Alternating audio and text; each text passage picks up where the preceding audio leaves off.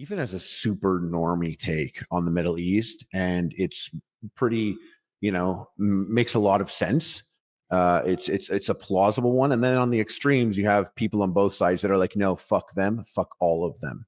And he's not at all like that. And it seems like all the voices online, when you go online, are extreme shit.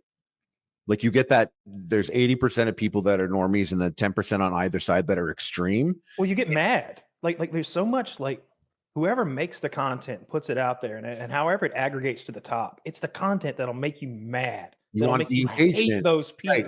And those engaged. I saw one. The most recent thing I saw was those pretty well-to-do Israeli girls prank phone calling Palestinians, pretending like they are a charity. Like, hey, we're a charity. We're going to save the day for you. Oh, your home was blown up and your kid's got a gimpy leg? Don't worry. We fixed that sort of thing. And they're like, oh, thank you so much. He's like, you think I'm serious?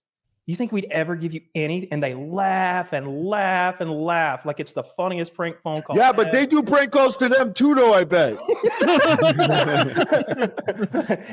Oh, your credit score dropped to 700.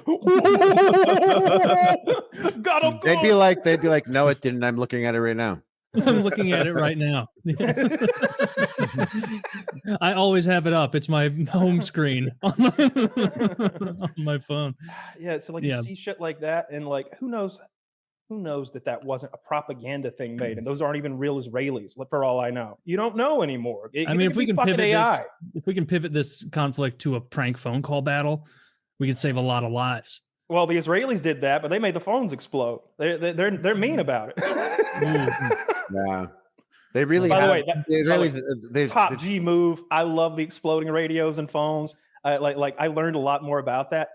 I think that either the phones or the radios, they sold to them with the explosives in them like many years before they set them off. They've just been waiting to push the bucket. The walkie-talkies were apparently 10 years. Which is crazy because it's like, yes, it's bad that the walkie-talkies blew up and damaged some of the members of their faction, but it's also really maybe worse that they've been listening to you for 10 years. Well, I don't think they don't have the listening capability on those walkies. Like, I thought they were listening. I just assumed. No, so they manufacture. They set up these shell corporations. They buy companies. They had these things manufactured. They then like. There was a whole trail, but they got in touch with someone who was the buyer for that terrorist group.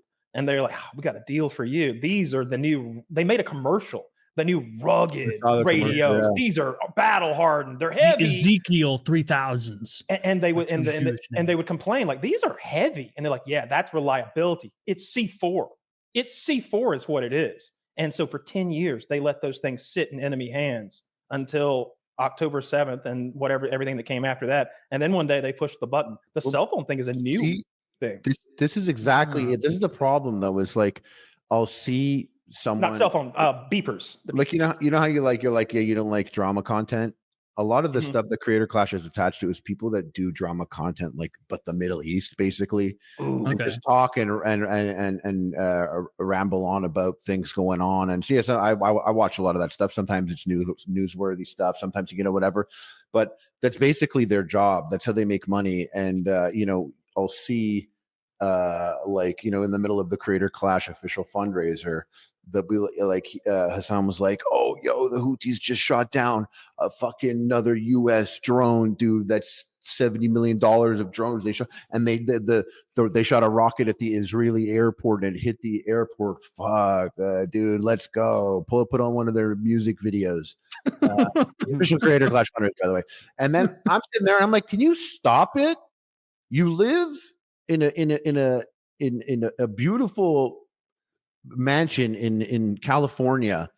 Can you stop encouraging the terrorist factions in the Middle East to attack Israel?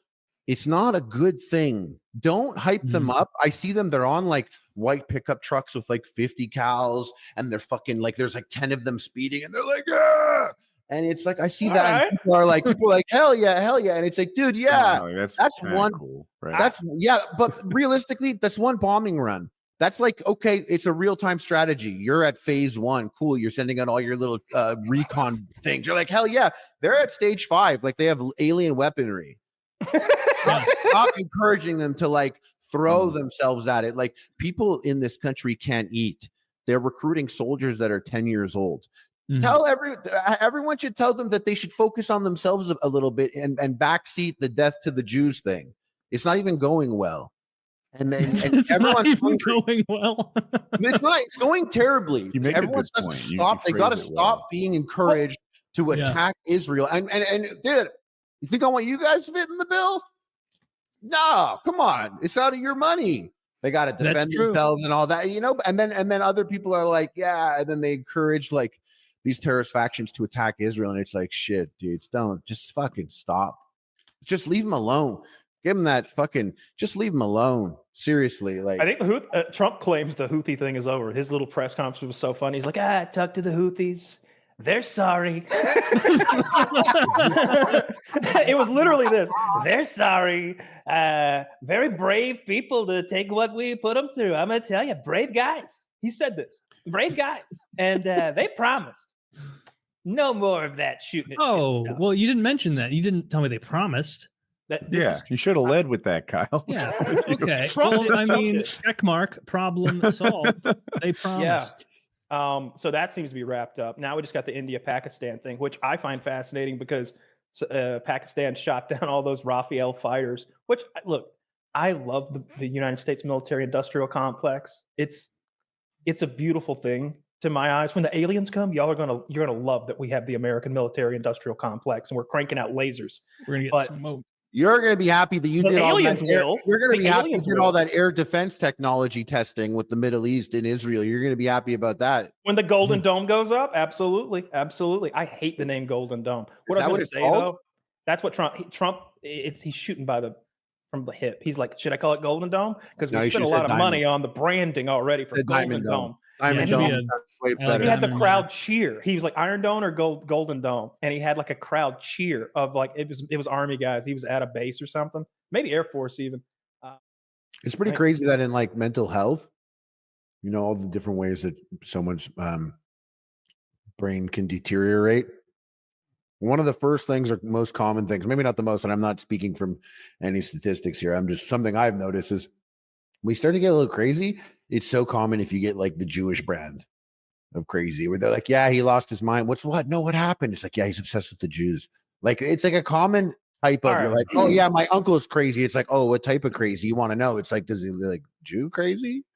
Like, what does he think of Jews do? Well, you know, that's because there's a lot of evidence that suggests what they believe. It's a weird coincidence. And it's a weird coincidence. You know, they're like, because if they already have this mental illness that leads them to believe they're always being watched and that there's a greater power that shouldn't be in power that is controlling them, when they start Googling about greater powers that are in control of us that shouldn't be, you guys are usually the first like Google result. And you know what? Our faces don't help. You look up the faces and it's like Jewish people, and you look up like Jewish people and you see like some gnarly faces and you're like, Zach, if you're a crazy person and every face looks like a demon already and you pull up some like old Jewish face or some shit like a caricature, you're like, you're like, that's them. Look, you're like people are like, what's your proof? And you're like, look at them. Yeah, you guys caricature poorly. Like some groups caricature and they end up looking like cute and silly. Like you caricature a Samoan, he looks like a Pixar character. He's all rounded out and like big old cartoon eyes. You caricature you guys. Goblins every time. Yeah. Which I think might harken back to like where goblins came from. I watched a whole documentary about goblins a week ago, like where they came from, the idea of the goblin. When you ask people what is a goblin, what do they think? And they went through this whole list, and it inevitably ends up being anti-Semitic and going back to some place where to that every time. So yeah, you don't caricature well. Those beach caricaturists, I bet you just walk on past. Huh? Oh my God, I would love to see that guy who's on TikTok who does the caricatures of people. I would love to have that done, but man, he'd fuck me up.